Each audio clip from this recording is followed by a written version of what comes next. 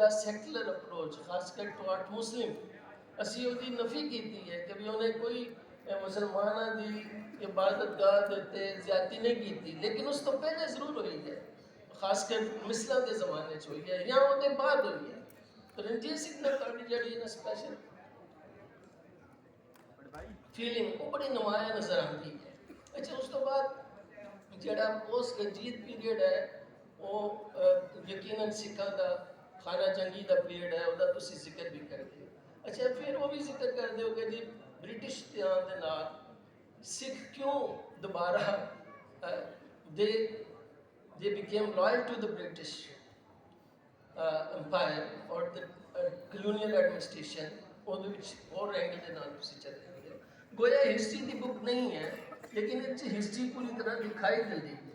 ਔਰ ਉਹਦੇ ਵਿੱਚ ਤੁਹਾਡਾ ਆਪਣਾ ਪਰਸਪੈਕਟਿਵ ਵੀ ਦਿਖਾਈ ਦਿੰਦਾ ਹੈ। ਫਿਰ ਮੈਂ ਬੜਾ ਖੁਸ਼ ਹਾਂ ਕਿ ਤੁਸੀਂ 47 ਤੱਕ ਜਿਸ ਤਰ੍ਹਾਂ ਤੁਸੀਂ ਪਲੂਰਲ सोसाइटी का तस्वर लेके जाते हो, और वो बहुत अच्छा है कि जी इधर हिंदू है तो सिख है। उस तो पहले भी जिक्र होया,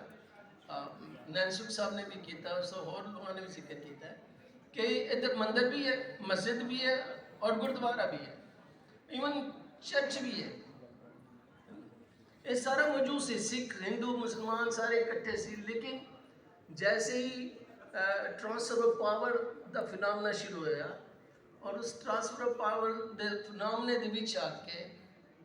एक रिलीजियस रिवाइवलिज्म जोड़ा शुरू होया, ਉਹਦੇ ਵਿੱਚ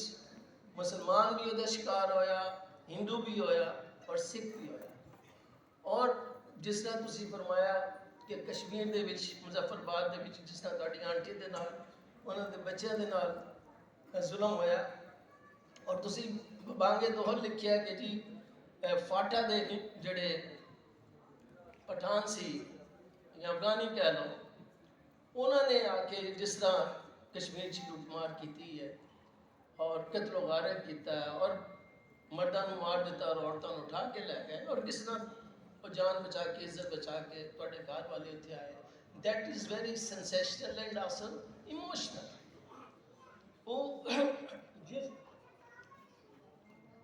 जिस खानदान के इस तरह के वाक़यात गुजरे होंगे, पार्टीशन जिमनी मेरे नाल अदन साहब बैठे सी जलंधरों आए, मेरे चूँकि पेरेंट्स भी जलंधर तो हिजरत करके आए,